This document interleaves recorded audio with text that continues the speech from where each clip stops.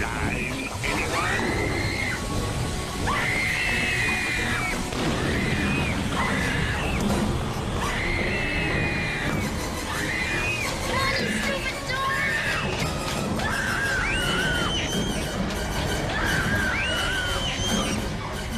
Laughing at me? You laughing at me? So this was actually shown on PBS in 1995 to millions and millions of little children out there.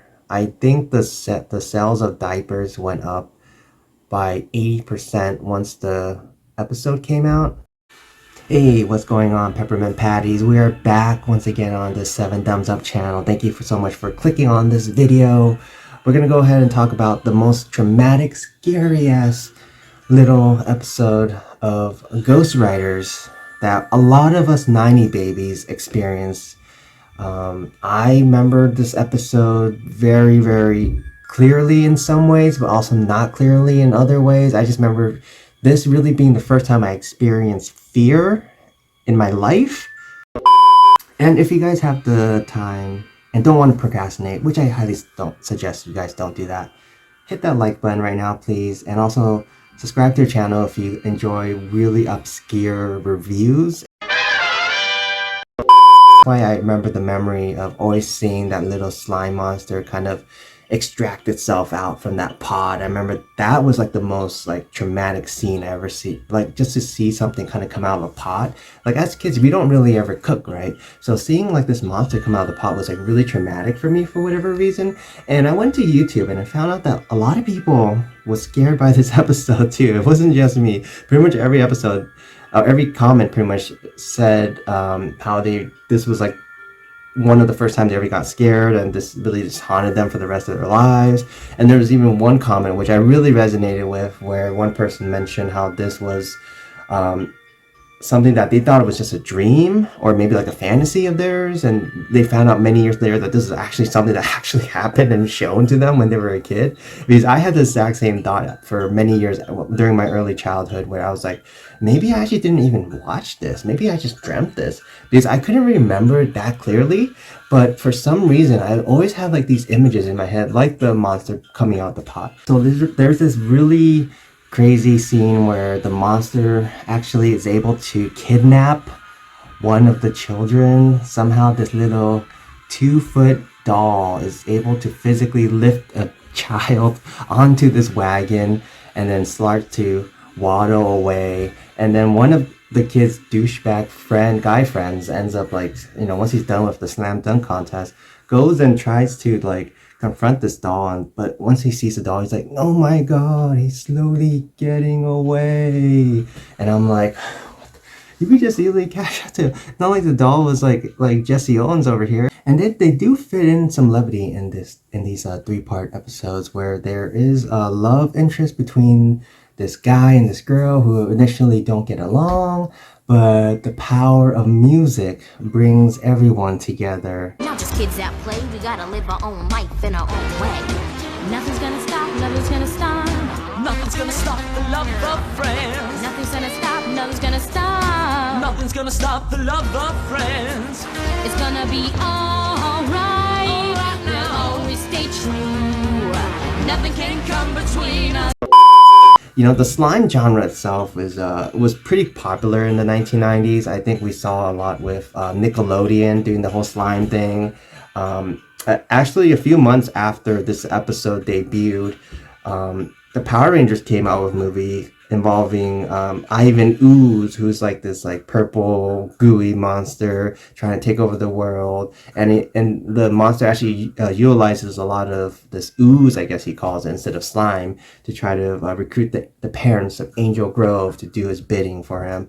And of course, slime itself is just kind of one of those things which is pretty, for the most part fictional, because we don't really experience it in real life, but definitely it could be generated by man. It's just that we don't see slime when we go to the park, when we go to the library. So maybe that's why they pick slime, because they know that for sure kids will know that it's fictional and won't get scared, and they'll never have to run into slime again, so they won't get, I don't know, traumatized. But they failed.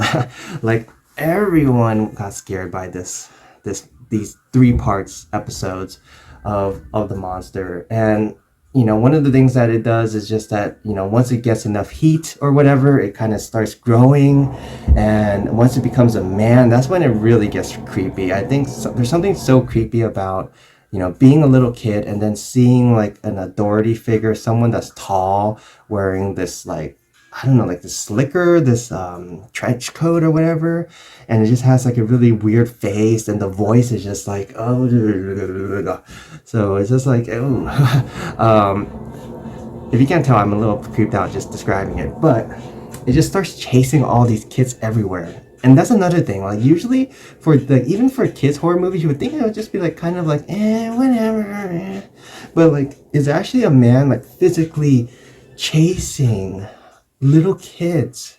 And maybe if anything, this will give us a good moral lesson that if you ever see a creep, a pervert in a trench coat, run away as fast as you can.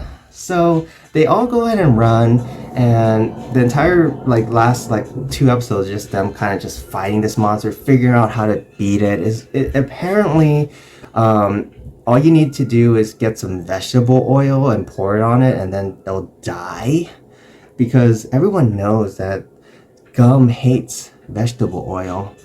Yeah, they read it in a book, so it has to be true.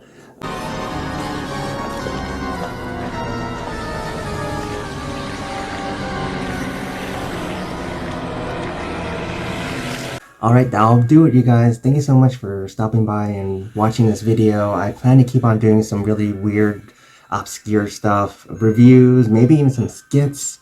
Really just digging deep into the dark abyss of horror and suspense.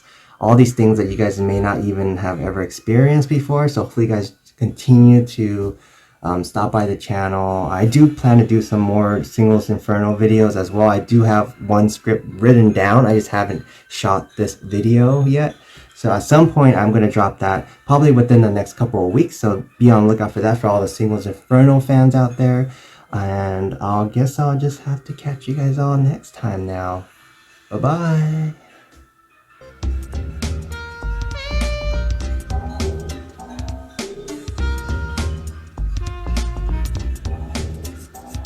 After so many years that we've been together, it's hard to say goodbye and it's hard to say whether we'll stick together forever. But we got to stay strong, cause time marches on and we're moving right along. But in years to come, if we remain far apart, I'll always carry thoughts of you deep within my heart. I feel like this, you know it's never gonna end, cause you know nothing's gonna stop the love of friends. nothing's gonna stop, nothing's gonna stop. Nothing's gonna stop the love of friends. Nothing's gonna stop, nothing's gonna stop. It's gonna be all